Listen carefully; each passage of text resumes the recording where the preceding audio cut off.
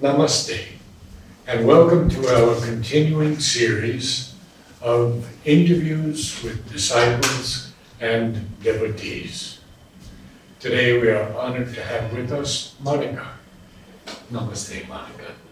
My first question, of course, to everyone is how did you first hear of Sri Aurobindo and Mother?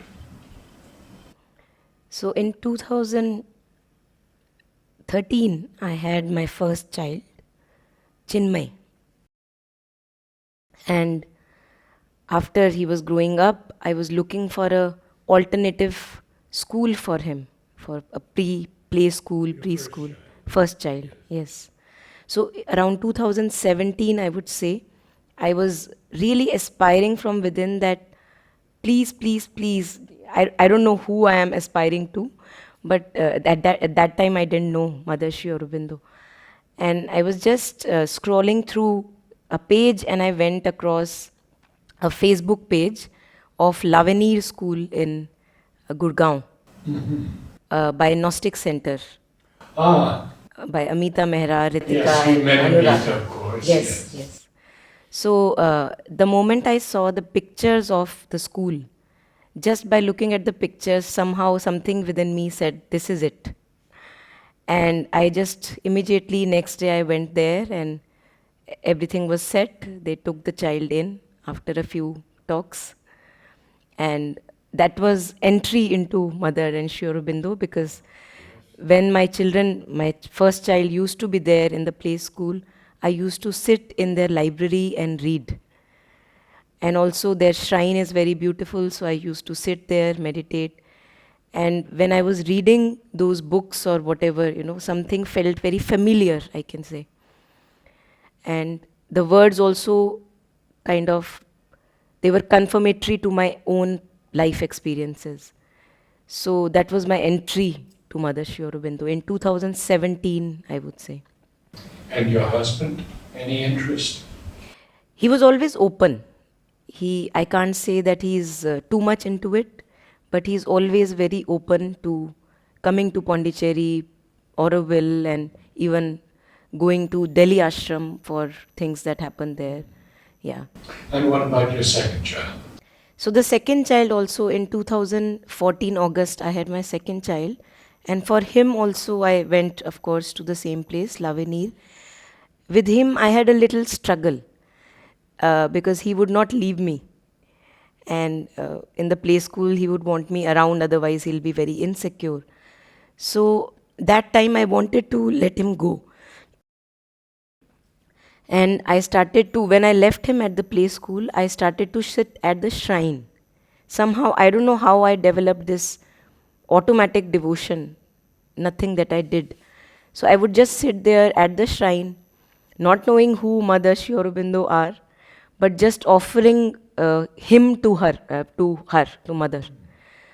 And then I would do a lot of visualization that he's playing around and he's taken care of and not troubling at all and very happy without me.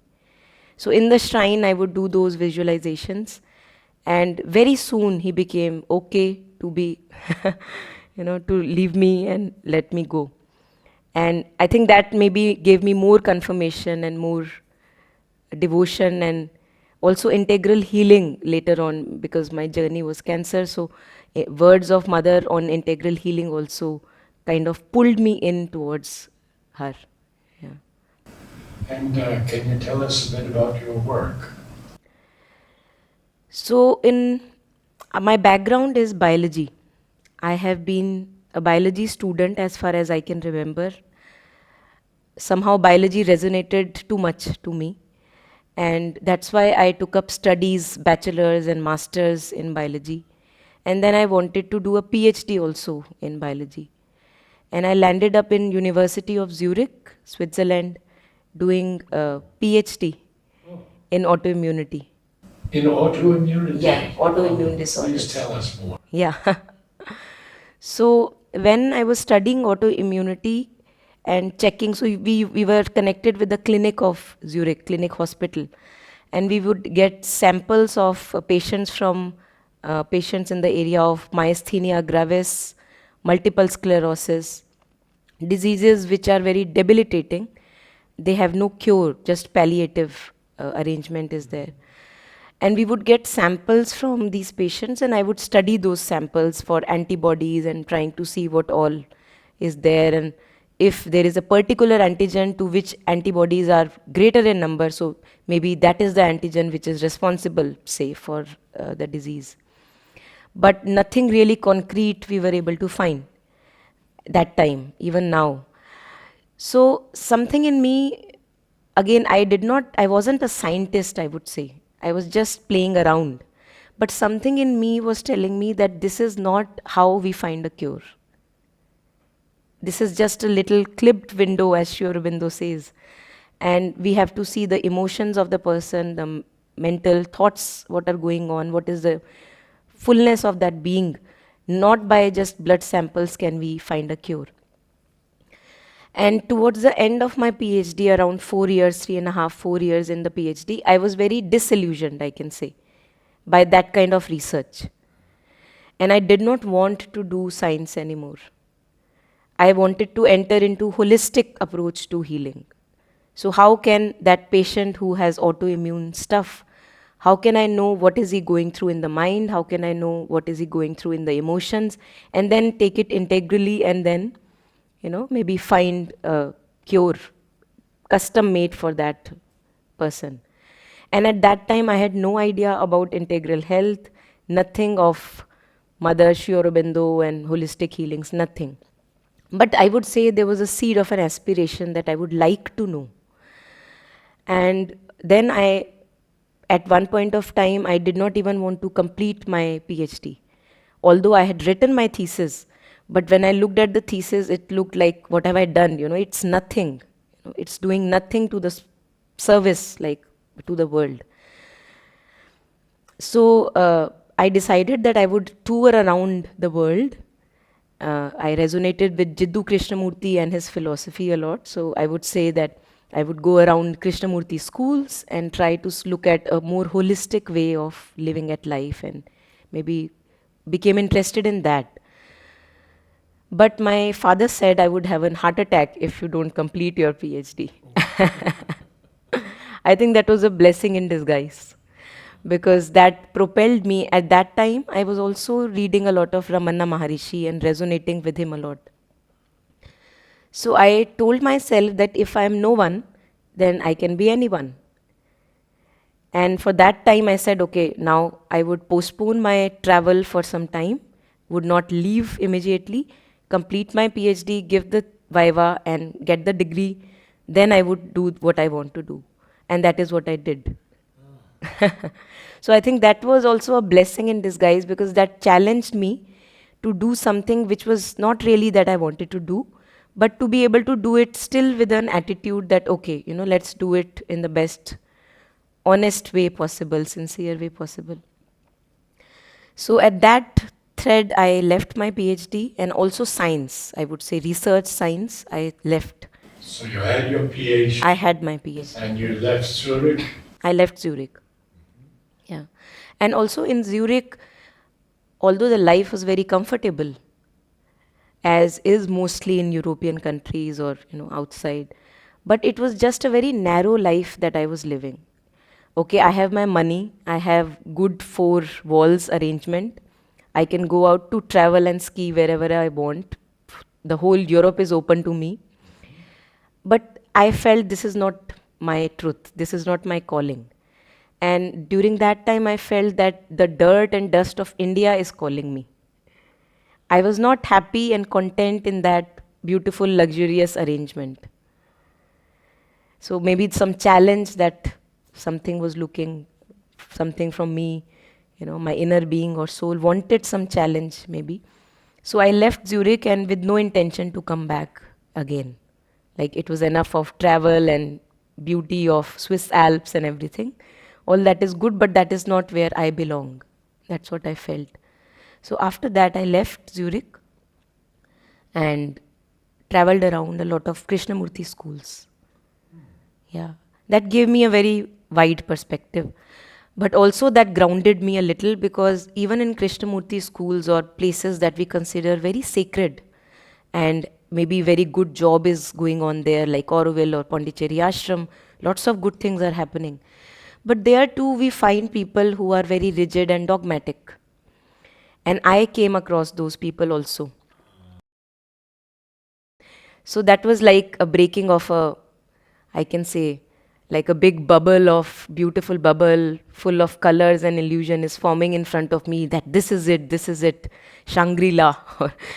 But then I realized that there is no Shangri-La. We are all imperfect beings and we are all evolving. Even in Krishnamurti schools, you will find a lot of categorization and people who are distinguishing that, okay, we are the superior ones, you are the inferior ones. Same happens in the ashram also. I have seen, encountered many people who are so proud of, their touch with the mother. I mean, what have we done, with that touch? But anyway, but even irrespective of that, there is something there which is evolving, which people are trying. So that made me very grounded. My travels made me very grounded, that there is no Shangri-La, but if I want to be sincere within, I can create beauty wherever I am, in Pondicherry, out of Pondicherry, in Zurich, out of Zurich. So that it made me very content. How old were you at that time? Around 26. 26. Yeah. When did you get married? 28. Okay, so you came back to India. Yes, I came back to India and I was wanting to find a holistic kind of a part-time job for myself. I found it. I found it very quickly, I would say, yes. So first in a school, I was a teacher for around 6 months, 7 months, but then too much of structure, I have felt it suffocates me. Then I'm not my free self. No space for innovation, creation. So that's why I had to leave the school, because usually schools are in a proper structure. Usual schools. Where was the school? This school was in Gurgaon. So I was in outskirts of Delhi. Faridabad is one place in outskirts of Delhi, Haryana. And I would travel from Faridabad to Gurgaon all by myself to just go to the school and experience the teaching there. But something did not resonate very well. So I left after 7 months. Then I began looking again. Then I found something which at that time resonated very well. And it was Advait life education. Nowadays our sir is called Acharya Prashant. So he's very common public talks. He's very, very popular in public talks and bringing spirituality to common men. And earlier he was not Acharya Prashant, and we were just like colleagues, and we would go to colleges and institutions, work with young people around getting in touch with our inner being. So that called me, that work really called me. It was very challenging. And we would go, at times we hardly had any time to take rest, but the work was very challenging and it propelled me further to go to colleges, to talk to young people, make them do activities which connect with their inner core and expand their horizons. So around that time I met Lokesh, my husband, and something resonated very deeply, because he also had studied in Germany and had spent lots of time alone. Me too, I had spent lots of time alone. So we had a very good friendship with our own selves, I would say. We were not incomplete in ourselves. He was very happy with his own silences and whatever little he wants to do. I was very content with my own self. Not really that, I have to get married and otherwise there is nothing in my life. I had no intention to get married. I was very happy with my life. But even then, like I said, like an experiment can be tried, because nothing, no harm. So I felt that it was just God's grace that both of us were coming from a place of fullness and not looking for anybody. So that connected us a lot. And even now we have a very distant relationship. We are not too much into each other, and he has his own work and space. I have my own work and space. Lots of freedom is there. respect is there. So that was very helpful. Yeah. Yeah. Tell me a little bit about what you are doing at the moment. Yeah. So when I got married, that was in 2010. Okay. Yeah, 2004 or 5 to 9, I was in Zurich. And then 2009, mid 2009, I came back. 2010, mid, I would say, I got married. And in 2013, we had our first child, Chinmay. And again, I did not want to have a child because I had a vision in my life and I wanted to follow that. But as it happens usually in Indian families, that people want grandchildren and, play around with grandchildren. So I was living with my in-laws, who again were very kind people, I would say. They were very kind.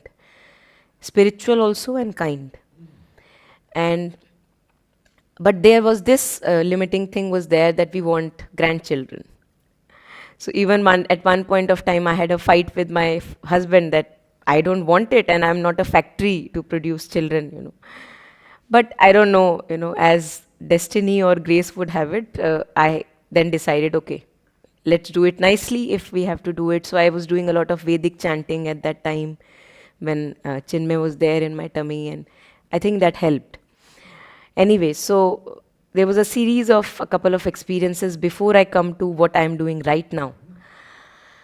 So when Chinmay was about to be born in January 2013, I went to the ultrasound specialist for a regular checkup, and she told me that something is not okay and you have to rush immediately to the hospital. And it was like I was taken by a shock. Yes. Yeah. And then, So you went to the hospital. yeah, so we didn't go home. She said, don't even go home to get your clothes. Just go rush to the hospital. And the hospital was around, I would say, around 35 minutes without traffic, 40 minutes without traffic. But with traffic, of course, on Indian roads, it can take hell of a time. So, and that time, it was Guru Purab. It was Guru Purnima, and it was a special day. So some procession was going on that street. And instead of 35 minutes, it took us 2 hours to reach hospital. And those 2 hours were like eternity, because you know that each moment is very crucial.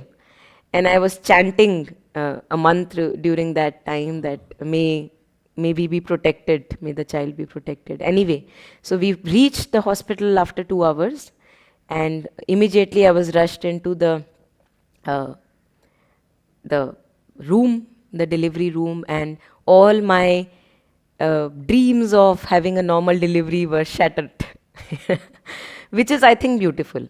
I still feel it's beautiful because from time to time we have very limiting beliefs. This is how it should be. That is not the good way. This is how, a good child can be born. That is not the good way. So I think from time to time in my life, I have been shown that all ways are okay ways. And at times, allopathy is also necessary. At times, a surgery is also required. And whatever is required, you just go through that. Bowing down your head, you go through that. So that also was a challenge for me, a beautiful gift, I would say, that it told me that even if a cesarean section is there and not a normal delivery, doesn't matter. A child is a child and a delivery is a delivery. But that was not the end of the strife. So when the child was out of the tummy, the newborn was out, I was asking, where is the child? And the child is in the ICU. And they could not give the child to me. So again, I had these ideas that the child has to be first with the mother, and you have to get that bonding and everything. That was not there for me because for 13 days he was in the ICU. I could not hold him in my lap for 13 days after he was born. And on the top of that, we did not know whether he will come back or not to home. So we had gone home after 3 days in the hospital, but the doctor said that you can't take him because he has to stay in the ICU. We have to make sure that he's fine, that you can take him. And I started crying that how can I go without the child? But the doctor said something which still I remember from time to time. She said that be grateful that you still have him, even if in the hospital, but you still have him. So I said, yes, that's beautiful way to look at it. So those 13 days were very crucial, again very challenging. I would not say very happy. They were full of sorrow also, but I was with faith. I was sending a lot of breast milk. My husband would take the breast milk to the hospital every day and they would feed him through the tube. But I don't know what miracle would have happened during the time when he was all by himself, because he grew to be a very, I don't know how, secure child. Maybe he spent those 13 days all by himself. I don't know what happened. I would never be able to know really. But I saw that he was very secure. Like when my second one was born, he did not feel insecure of the second one, and always was the very beautiful relationship between both of them. And of course, when on the 13th day he came back, of course, we gave him a lot of attention. I kept him close to my body and did all that I would have done earlier. And then I went through another journey of feeling very possessive about him when he was here. But I think that's very natural to human beings to feel possessive about children, newborns. But slowly the possession phased out. And in 2014, when I was expecting the second one, Anand. So the first one is Chinmay, second one is Anand. Then I was not very stable, I would say, because I was running around the first one and could not do those many practices that I did for the first one. So it was more of a running around. And even then we had conceived, and the second one was about to come out, but a few months before that I started to have bleeding in my urine. And if you check Google, it just tells you cancer, you know. But how can I have cancer? That's the first thought you get, that there are other people who get cancer, not me. So I did not believe those Google things that I searched. So what would happen is that I would have little bit of bleeding in my urine, and then it would go away all by itself, painless, no problem at all. Then after a few weeks it will come again, and then again it will go away. So it was not troubling me that much, I would say. So that's why I could ignore it for some time. But then when we were there for the delivery in August 2014, then again it happened, and the doctor said, what is there? She also had to ignore it because it came and it went. It did not trouble me. So there was no pain. I was not in pain. So she said, okay, we'll let the urine become clear and then we will let you go home after the delivery. So she also could not gauge what is happening. And even then it was neglected. We could not diagnose it back then. So then we went back home. It was a healthy child, healthy delivery, second time. It was a beautiful child. I could not believe that he's so beautiful. Is he my child? You know. So Anand was really beautiful when he was born, like a prince, I would say. Anyway, so we went back home, and again how the journey is with two little children at home, very busy, very occupied, but very good, I would say, happy times. But then after 8 months, I began to have bleeding again. And now it would be more frequent bleeding in the urine. It was not like 2 weeks and 3 weeks of a distance. It was like very frequent, 5 days. You know. So then I decided that I have to show it to a doctor. And I got an ultrasound done after showing it to a doctor, and he said that it seems to me that you are developing a tumor in your bladder, in urinary bladder. And when the tumor develops, then it, because of the development, it gives out some blood. So whenever blood is there in the urine, it means it is, and if it is painless, then it is more scary in that sense, because in cancer it is painless. In bladder cancer, It's pain. Because otherwise, when you get a urinary tract infection, you have a pain, a burning sensation. I have nothing. I have nothing. And just the bleeding was there. So then the doctor said that I think you should have a surgery. And then I remember very clearly I was sitting in the hospital with my husband and myself, listening to the diagnosis, and as if the whole world came to a still.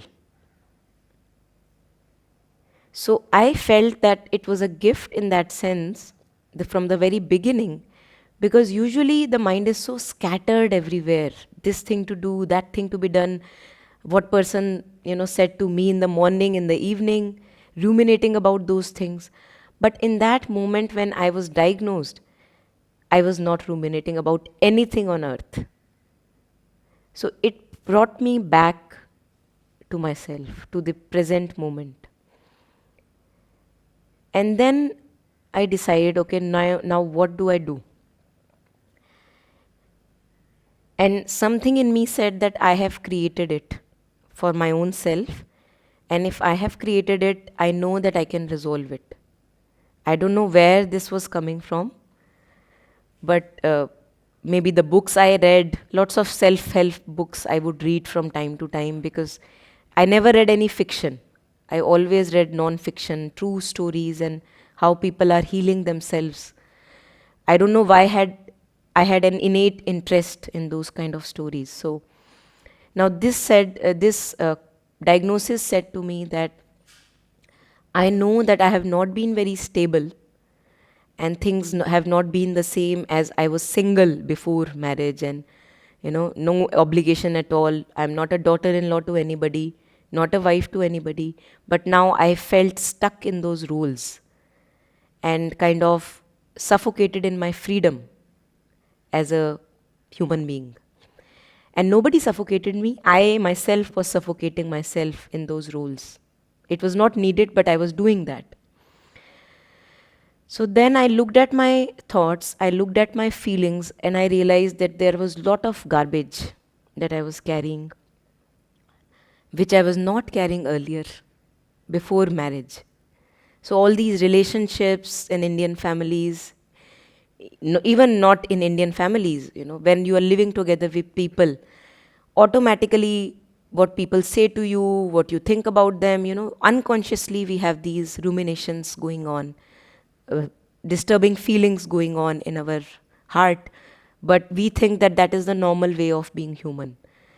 But then diseases tell us that they are not normal, you have to correct something within. So I think that was a chance for me to clean my inner temple. Yeah. So I decided that I would not have the surgery that was advised immediately, but I would I would rather consult a healer or a therapist who can guide me how to look into my own self and how to get that cure from within, rather than seeking the outward cures. So I was again, there was a lot of inner guidance that was there. I was already connected with a lot of alternate healing practices. I connected with those people. I got in touch with a therapist. Thankfully, he was in Gurgaon, not very far from us. So I asked him immediately, I want to book a session with you, and I want to understand what is happening to me, and I want to cure it. So he was also very positive when he saw me for the very first time. He said that I see something in you which says that you will be well. You can transcend this illness.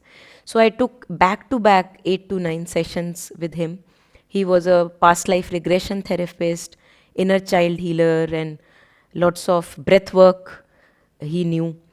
And through all those modalities of sessions, he took me step by step closer to myself.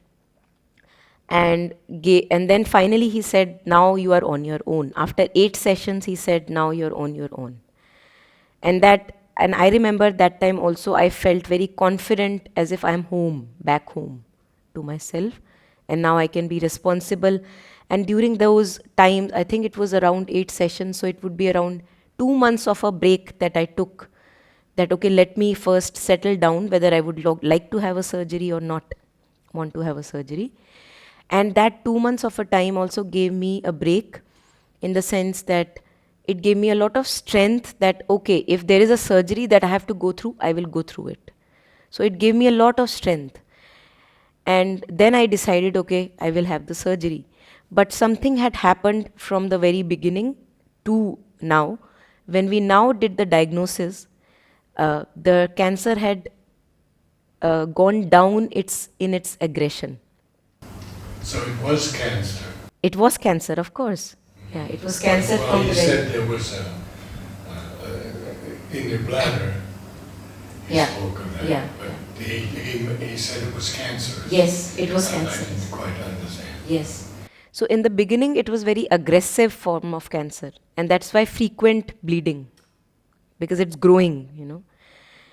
But then towards the end of my healing sessions, it had gone down in its aggression. So that much of a difference was there, but the tumor was still there, and I knew that I had to go through the surgery. So I went through the surgery, but when I landed up in the hospital, I remember it was a beautiful time because I was feeling so home within. And I knew that the universe is for me, not against me. And this is a challenge which has only come to make me more strong. So lots of faith was there. And again, at that point of time, I had no connection with Mother Sri Aurobindo yet, because the first one had not started to go to that school yet.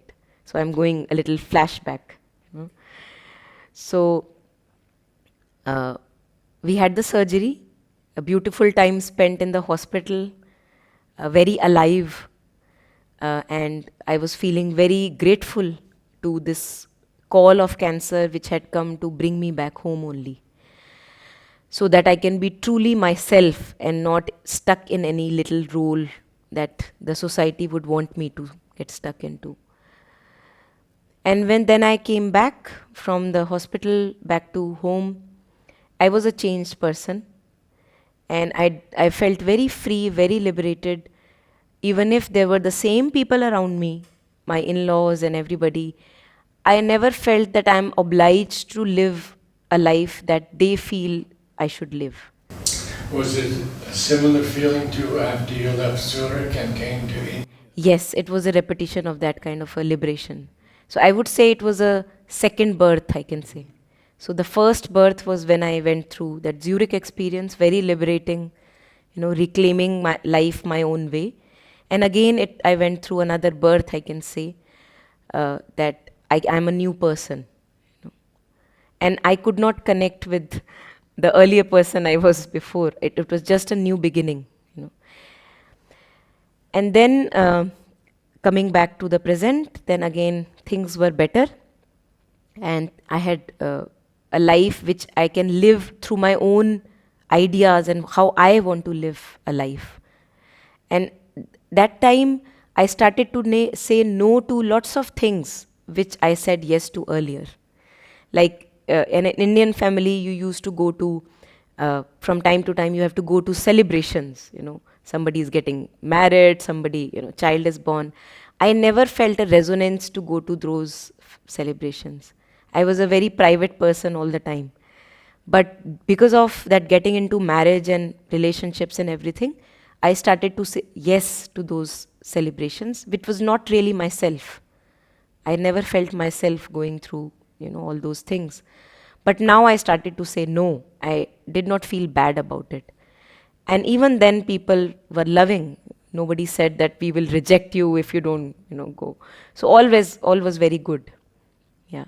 But now I felt more at home with myself, and honest and sincere. So then again, coming back to what I shared earlier, I found a school for my first one. The second one also goes there. And my healing process has started, because now I have understood the importance of keeping the inner temple clean. I know that I don't have to harbor lots of thoughts and feelings, even disturbing thoughts and feelings, or even good ones, because it is just clutter. I have to keep myself gathered in the temple of my heart.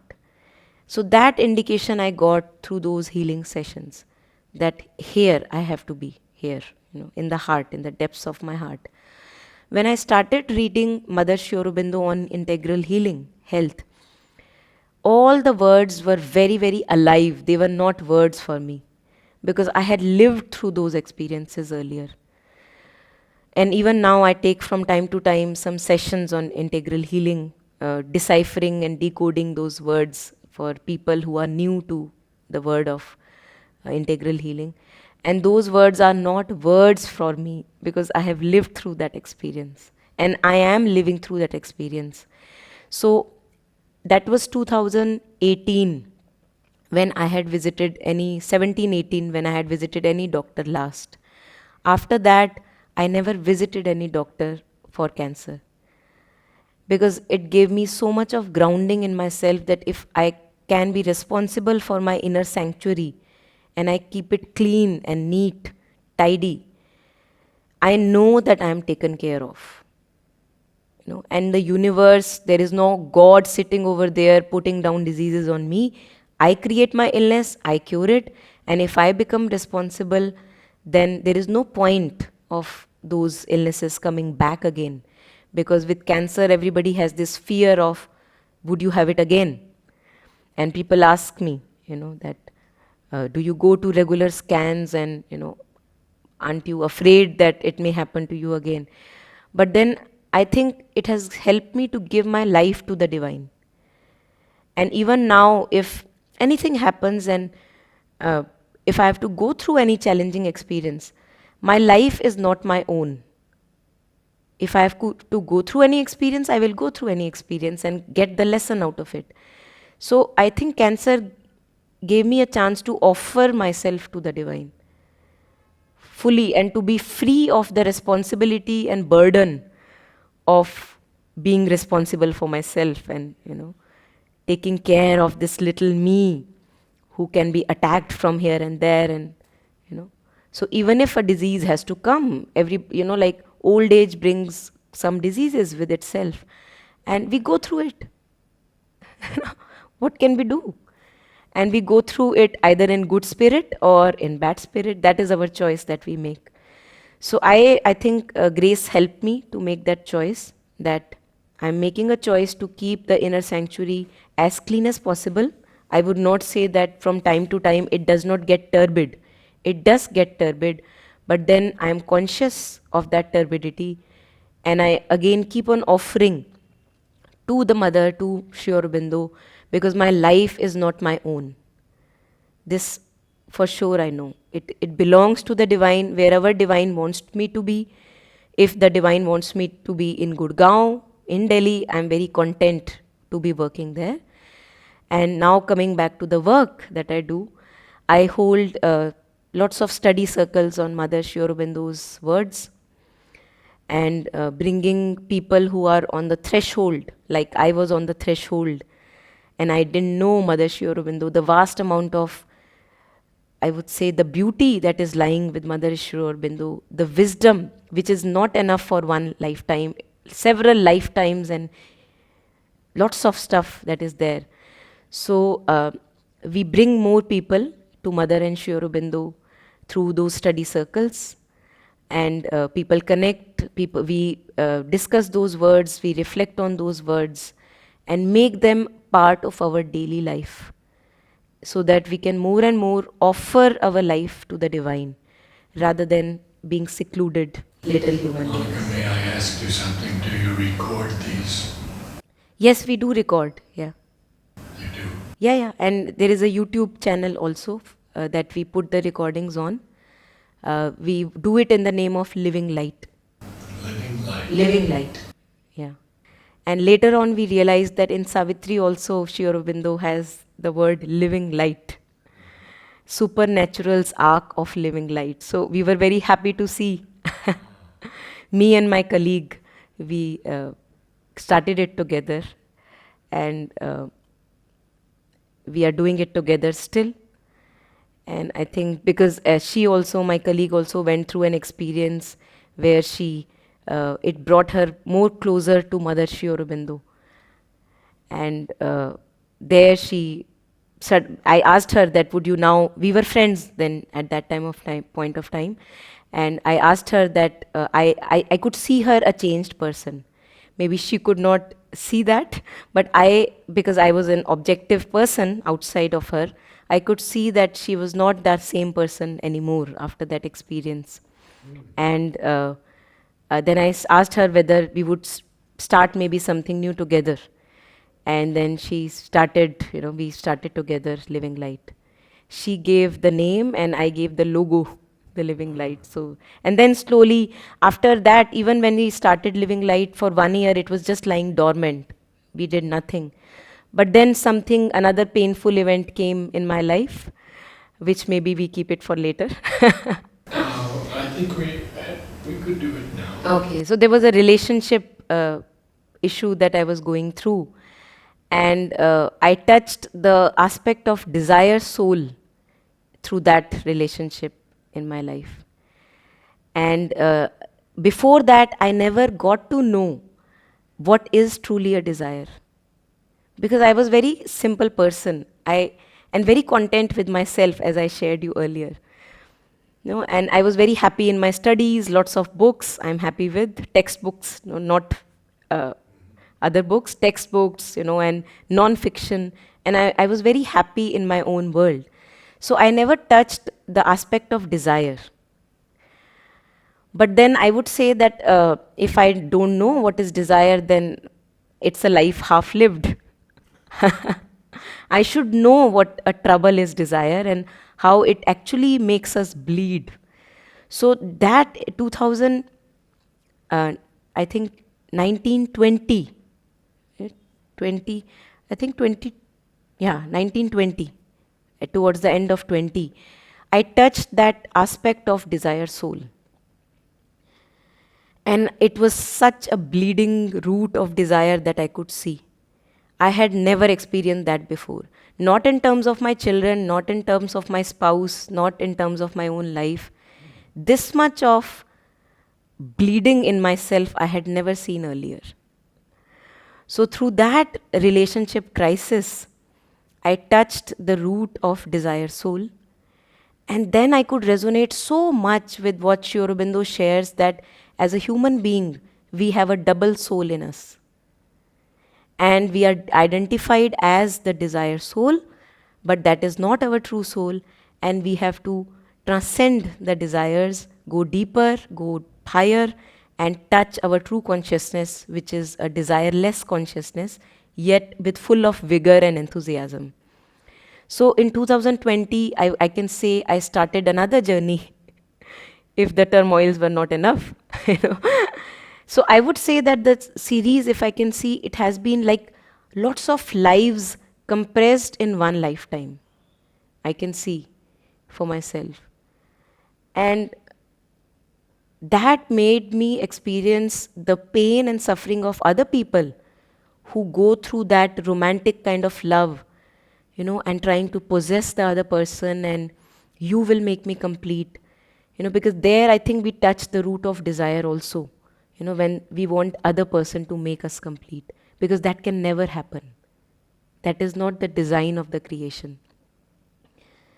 So that, I would say, that experience of starting Living Light with my colleague Taru, and starting into this crisis of touching that desire soul. And since it was giving me so much of pain, so much of suffering I went through, it was nothing in front of what I went through earlier. It was nothing, really. Cancer was nothing. Going through that experience of having a child newborn in the ICU was nothing.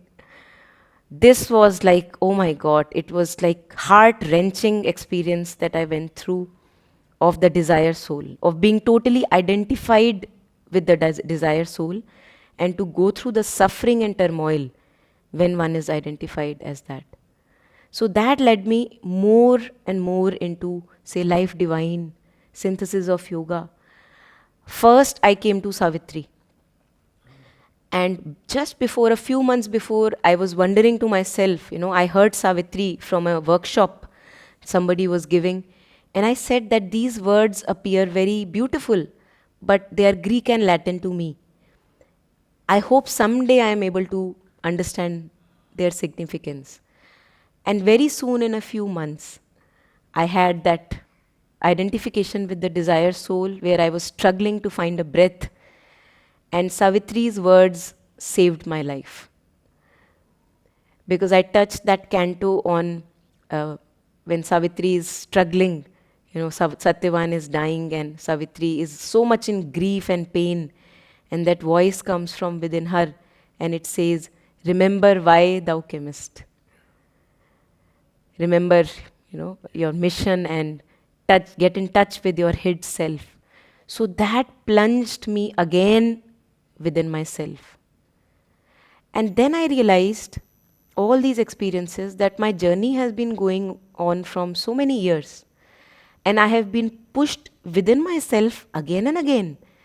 But what stubbornness do I have as a human being that I come back to the surface yet again? Then I understand also the problem of pain, the canto on problem of pain, and why we need pain as a human being in ignorance and suffering. As long as ignorance is there, suffering too must come. So I could see that ignorance in me. Even now I see that ignorance in me, that whenever I do actions full of ignorance, suffering comes as a reminder that I have gotten identified against with a self which is not my own. And I have to reclaim back my true self yet again. But I have to say that this pendulum-like movement, like you get back home again, then you are thrown again in lack of vigilance, lack of consciousness to the surface, get identified there. You are again having a painful experience, you are pushed back again. So I have found myself being a dog's tail. Like a dog's tail, you put your leg on it, it's straightened up.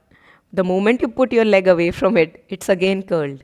So I see myself as that. Otherwise, I cannot make sense of these experiences that I have in my life. But I have always felt very grateful, because if not for the touch of that desire soul, how would I know how other people suffer in these so-called falling in love? And can I ask yes, how it happened?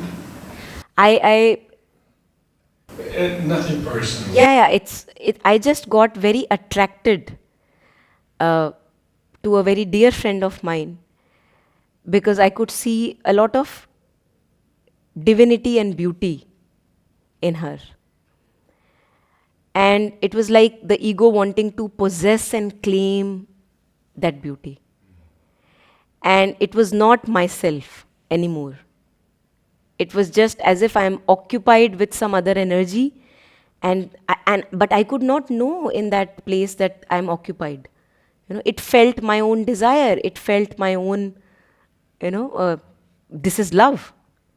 But it was not. It was just like the ego wanted to claim and grasp at that beauty and, something that I see outside of me. And as I told you that before that, I had no experience of grasping, even with my husband.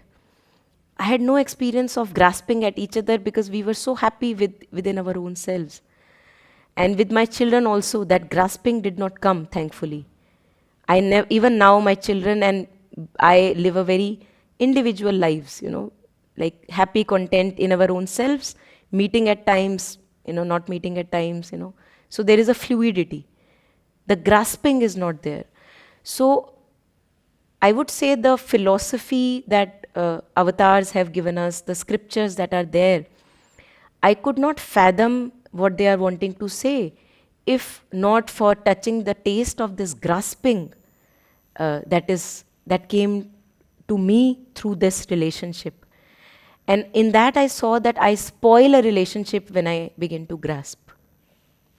There was a lot of beauty in that friendship and relationship, but when the ego begins to claim it, then we spoil that beauty. So I lost my home within, getting too attracted by something which is outside and thinking that that is what will fulfill me. So I have left the home of delight within, and now I am just floating on the surface, tossed here and there, And I have seen with desires how it works is, even if you have a temporary satisfaction with that desire or meeting or embrace of that person, it is always not satisfying. Yes, want more. Want more, want more. And that craving is even more debilitating. It depraves you of energy. It sucks energy out of you.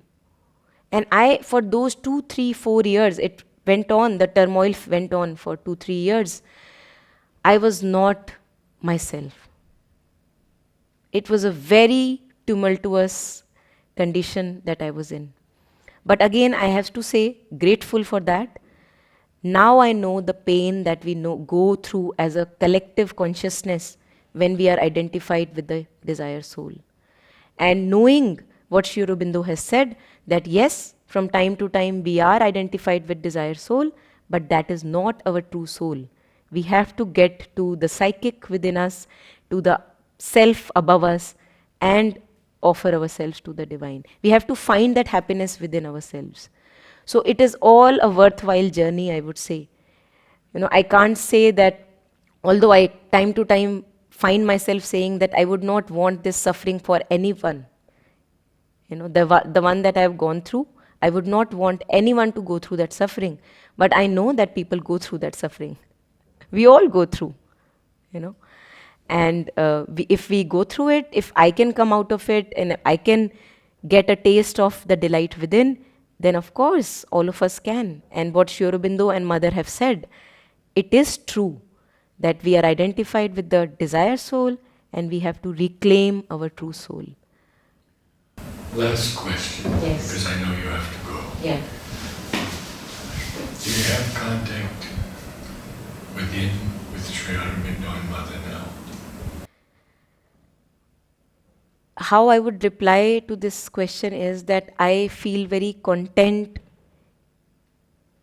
with their presence in my life.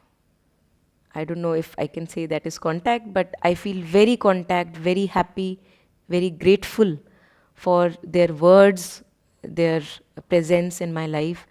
And even when I'm in Delhi or not able to come to Pondicherry, not able to go to even Delhi ashram, there is lots of contentment within that I feel, that I am home with them.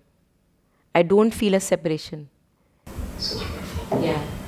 I feel very grateful for their presence. Thank you. Namaste.